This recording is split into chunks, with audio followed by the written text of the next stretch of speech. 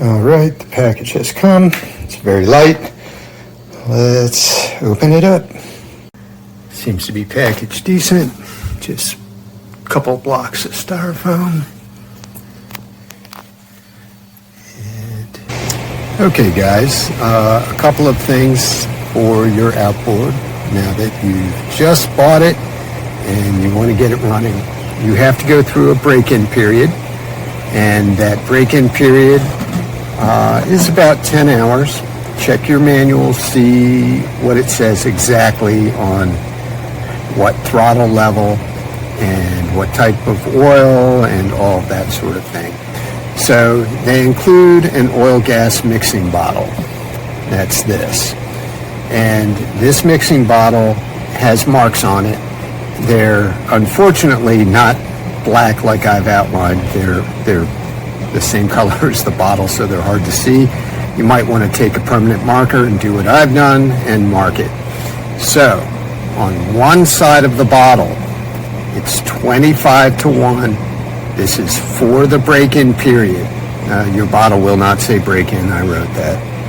What you do is you fill up with 2-stroke marine oil to the 5 with oil through this cap, into the 5 with gasoline through this cap. Or you could fill it up to 10 with oil through this cap and 10 with gasoline through this cap. When you're done with the break-in period, this is like 10 hours later, you can then start mixing 50-1. 50-1 is only this tiny amount of oil for 5 to this amount of gas for 5, this amount of oil for 10, this amount of gas for 10. So this is basically half the amount of oil as during the break-in period. And you can see the 25-1 during break-in is roughly the same as 10 for after the break-in. Very important, 25-1 during break-in, 10 oil, 10 gas. Once you have those two in there, you turn it, and it'll mix it all together. Now, the type of oil that you use for this is 2-stroke marine lubricant, okay? 2-stroke marine lubricant, not 4-stroke, 2-stroke. And this is Quicksilver, Yamalube, there's plenty of different brands to choose from. Okay, so what's this? This is gear lube. Yeah, let's see if we can see that a little better. Gear lube. And this does not get mixed in here, only the 2-stroke oil. This goes in the lower unit of the motor, and I'll show you where it goes.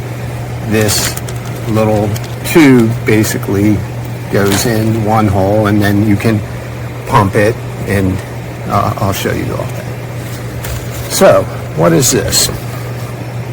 This is enzyme treatment, and what we use this for is if our fuel is going to be sitting for a long period of time, say 2 months, and you don't want the fuel to go bad, you add a little bit of this to your gasoline before you do all this mixing.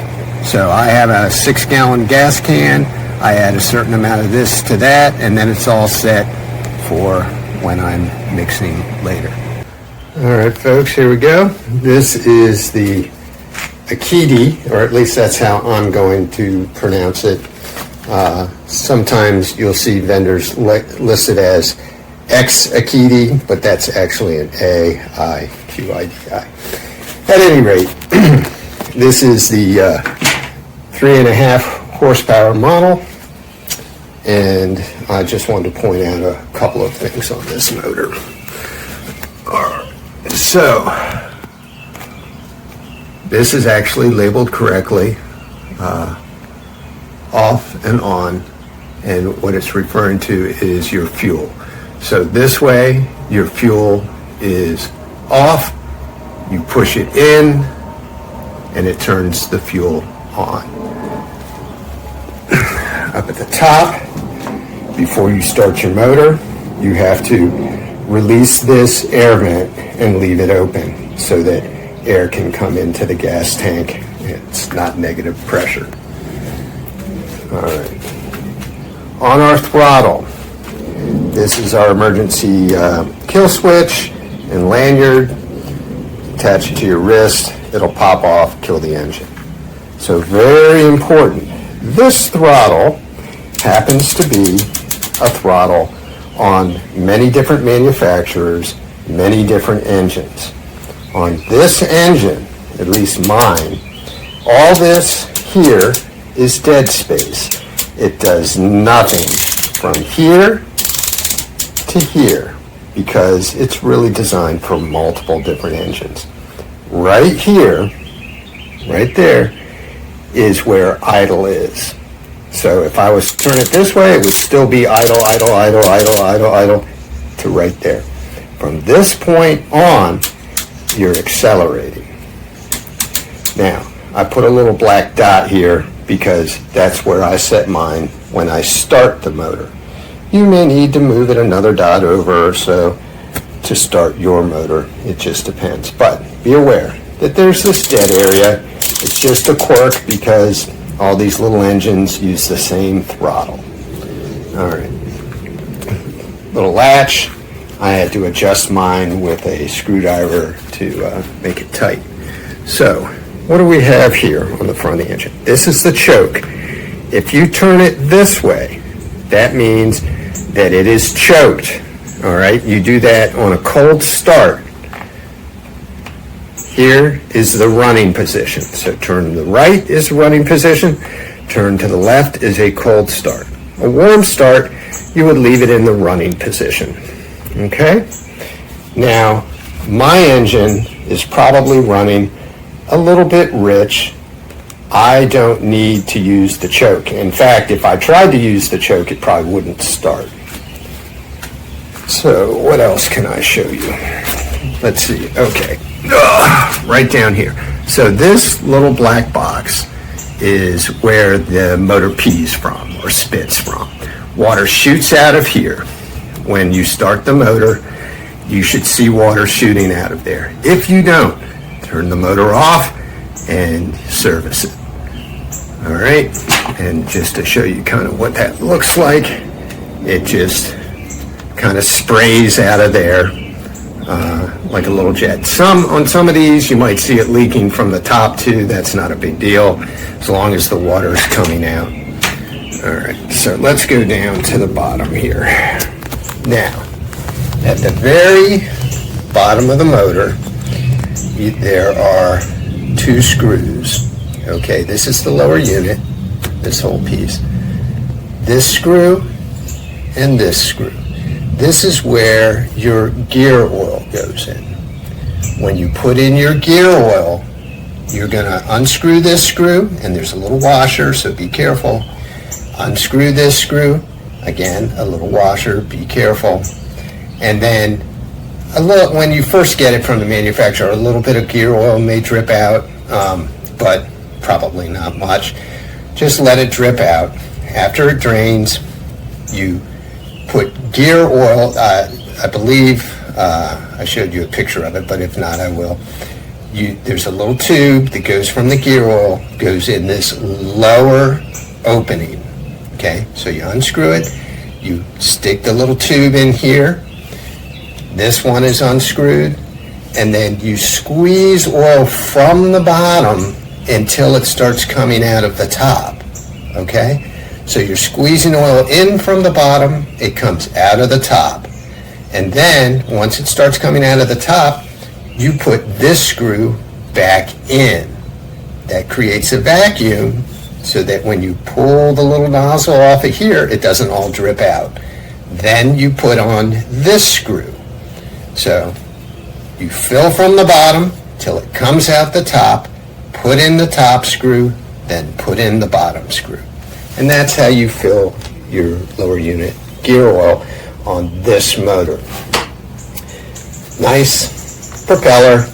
I did buy an aluminum prop off of Amazon for like 15 bucks. I thought this was aluminum, but I believe it's actually a very hard plastic. It's half decent though.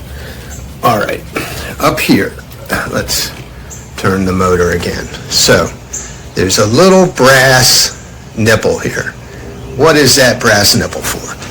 That is for greasing the engine. And by greasing, it's really just this area in here where the motor turns. It's not a part of the end. And the motor itself, it's just so it's nice and greased. Mine came greased, but I had a marine grease gun, so I greased it anyway. It's a good little engine. Starts right up, and I'm actually pretty pleased with it. Even the quirk with the throttle, I don't mind that. So hopefully you guys get something out of this. I believe I have a video of it running, but it's vertical. Sorry about that. But you'll be able to see kind of what I mean. All right. To start our engine, we're going to move this into the on position.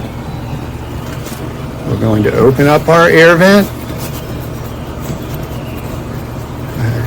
I assume that you guys have put gas in your engine. Let's see. I always go till it's pretty much open, and I come back a couple turns. Now, if it was cold, you would move the choke to this position. Our engine's fairly warm. So there's a plate here. This plate must be covered to run the engine because it has to draw water from way down here and it'll spit out up here. So one thing you'll notice about this engine is it's idling and it's in gear. And I cannot go to a speed where it's not in gear. This has no clutch, it has no full reverse gear. To go in reverse, you have to turn the engine around. You see it's spitting. If it's not spitting, it's not cooling, don't run your engine. This black dot is where my starting position is. The white dot next to it is idle. As you can see, there's all this play in the throttle. It does nothing. Just be aware of that. If you want to idle, it's about there. Start. It's just a little above it, maybe an extra dot. And then let's go all the way up. So when you're stopping the engine, we turn off the gas and we tighten this, the air vent. You let it run, and it'll go for a little while before it'll actually conk out. But that's how you typically, you're done for the day and you want to shut off the engine. I'm just going to let it run for a moment here.